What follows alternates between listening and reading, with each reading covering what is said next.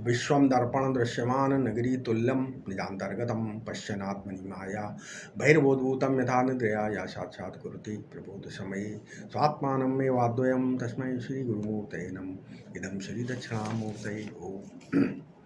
पिछले वीडियो में सांख्य का कुछ बता रहे थे ना, सांख्य का।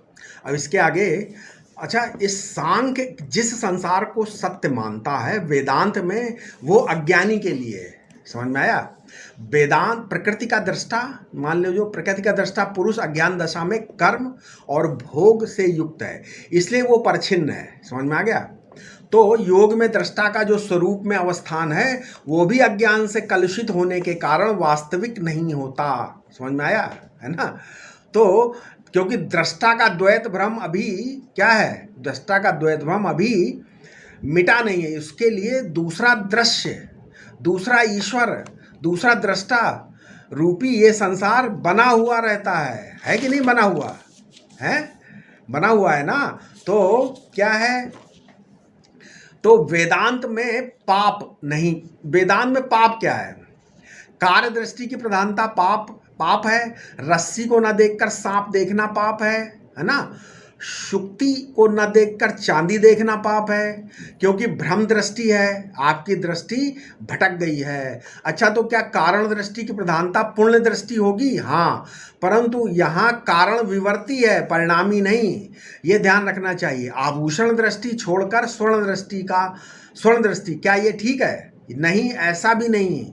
ये तो परिणामी कारण का उदाहरण है। बल्कि यहाँ पर सर्प दृष्टि छोड़कर रज्जु दृष्टि, रजत दृष्टि छोड़कर शुक्ति दृष्टि, ये विवर्ती कारण के उपादान उदाहरण है। समझ में आया? कारण में तीन काल में कार्य तो हुआ ही नहीं है ना। तो देह रूप कार्य दृष्टि, अंतःकरण रूप कार्य दृष्टि और भ्रांति रूप कार्य दृष्टि, ये सब दृष्टि मत रखना। समझ में आया? क्यों? अद्वैत ही पूर्ण है, अद्वैत दृष्टि ही पूर्ण है और द्वैत दृष्टि ही पाप है।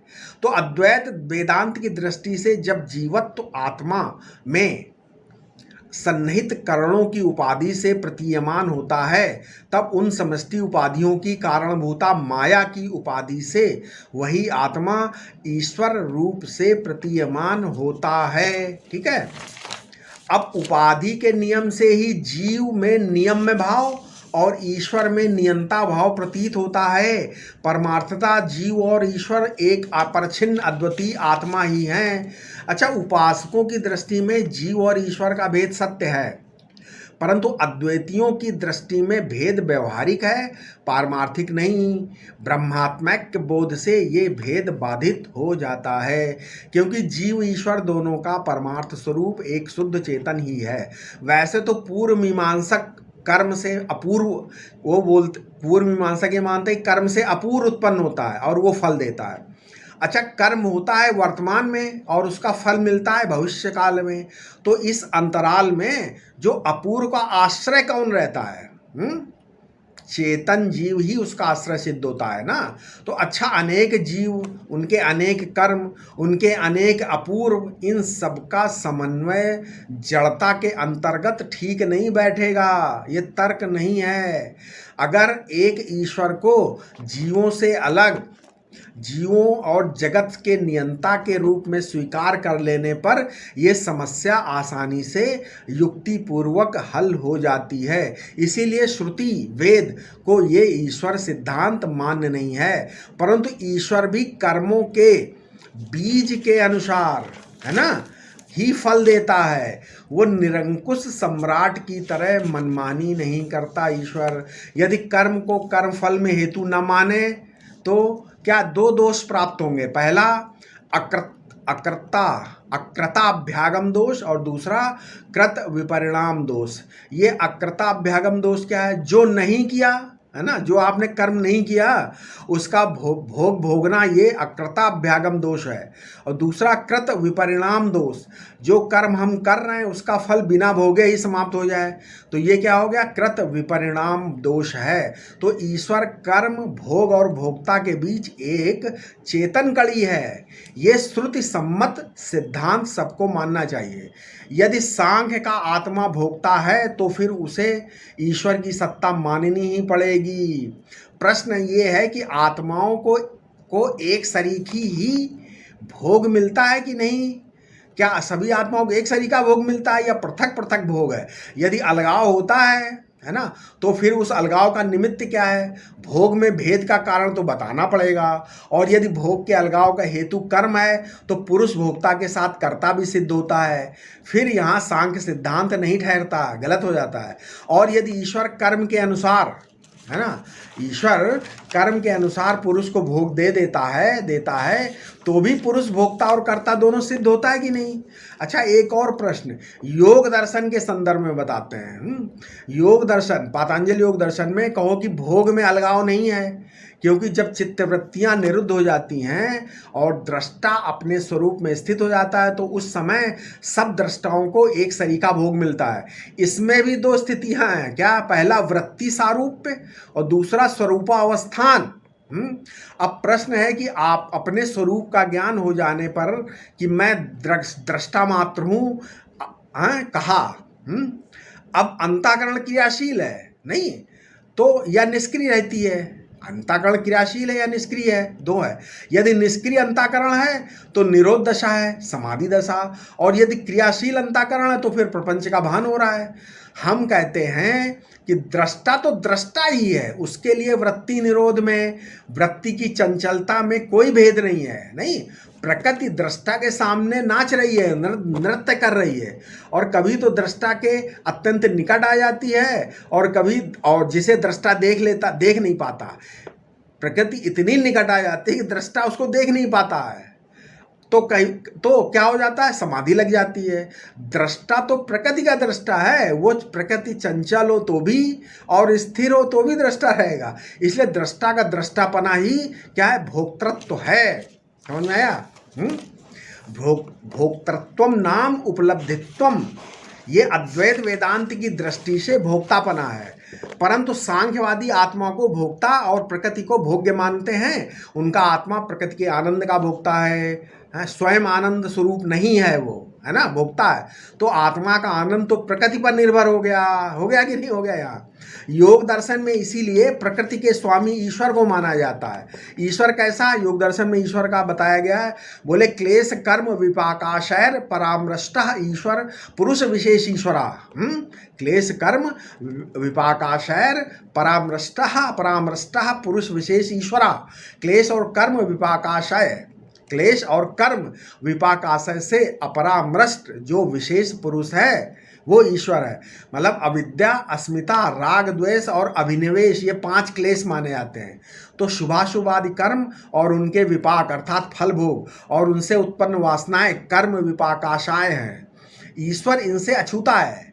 पुरुष विशेष कहकर ईश्वर को कर्ता भोक्ता जीवात्मा से पृथक बताया गया है योग दर्शन में।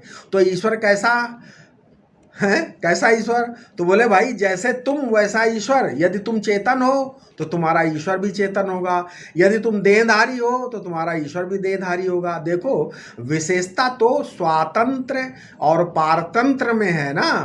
तुम संसार में अज्ञान से भटक रहे हो, वो लीला और माया से अवतार शरीर धारण करता है बार बार। नहीं, तुम कर्मवश सुखी दुखी होते हो तो वो लीला के लिए सुखी दुखी हो रहा है। नहीं, जिस दिन तुम्हें ये ज्ञान हो जाएगा कि तुम नित्य शुद्ध बुद्ध मुक्त स्वभाव, सजाति विजाति सुगत भेद शून्य सच्चिदानंद अद्वय ब्रह्म हो, उस दिन तुम्हारा ईश्वर भी तुमसे पृथक स्वरूप और पृथक अस्तित्व वाला नहीं रहेगा। समझ में आया?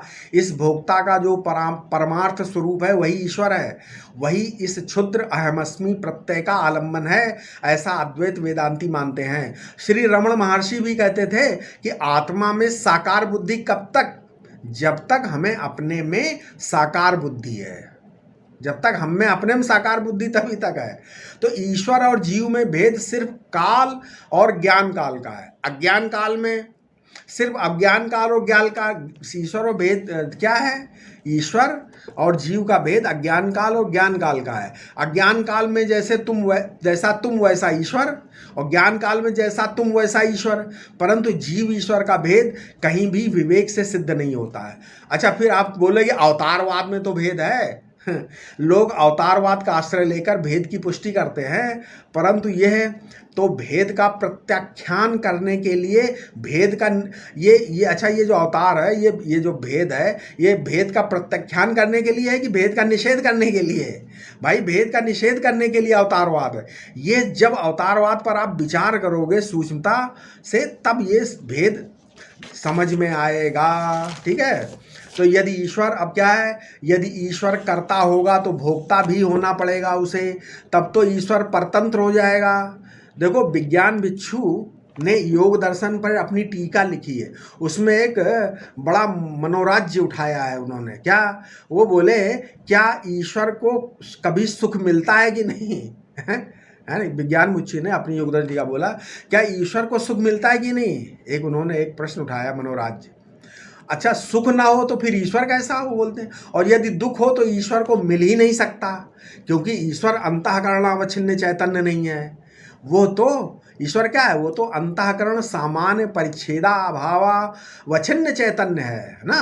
संसार में जितने भी अंतःकरण हैं, चाहे पशु हो, पक्षी हो, कीट, मनुष्य, देवता आदि, उनके परिच्छेद का जो अभाव है, उस अभाव से उपलक्षित ये अवच्छिन्न जो चैतन्य है, वो ईश्वर है। इसका अर्थ है कि ईश्वर में तो अंतःकरण ही नहीं है, समझ में आया? है, ईश्वर के अपना अंतःकरण ही नहीं है। अच्छा, अब ईश्वर हंसता है, कोई बोलता है, अब ईश्वर रोता है, अब ईश्वर नाराज है, इत्यादि। ये सब तो हम अपने अंतःकरण में सोचते हैं, ईश्वर का तो अंतःकरण नहीं है। तो क्या हुआ, अंतःकरणावच्छिन्न चैतन्य कूटस्थ आत्मा है, और अंतःकरण सामान्य परिच्छेदा भावावच्छिन्न चैतन्य ईश्वर है। तो ईश्वर को भी सुख होता है, किंतु वो सुख का भोक्ता नहीं है। समझ में आया हम क्या बोल रहे हैं? ईश्वर को भी सुख होता है, किंतु वो सुख का भोक्ता नहीं है, भोक्ता का अंतर्यामी है। ईश्वर भोक्ता नहीं, भोजयता है। समझ में आ गया? ईश्वर क्या है, भोक्ता नहीं, भोजयता है। इस प्रकार भोक्ता के भी दो विभाग हो गए, समष्टि भोक्ता जो भोक्ता नहीं, भोजयता है, और दूसरा व्यष्टि में बैठा हुआ चैतन्य जीव जो तो भोक्ता है। वस्तुतः तो आत्म चैतन्य तदात्म के कारण, इंद्रियों के साथ तदात्म के कारण भोक्ता होता है, स्वरूप से अभोक्ता होता हुआ भी माया से भोक्ता प्रतीत होता है। तो ये जो कर्ता भोक्ता जीव है, उसका काम बिना ईश्वर के नहीं चल सकता है। समझ में आया? हमने ईश्वर के बारे में काफ़ी वर्णन किया आपको, शास्त्रोक्त बताया। इसके आगे हम वेदांत के बारे में, वेदांत में क्या है इसके बारे में हम अपने अगले वीडियो में बताएंगे। ठीक है, ओम शांति शांति शांति।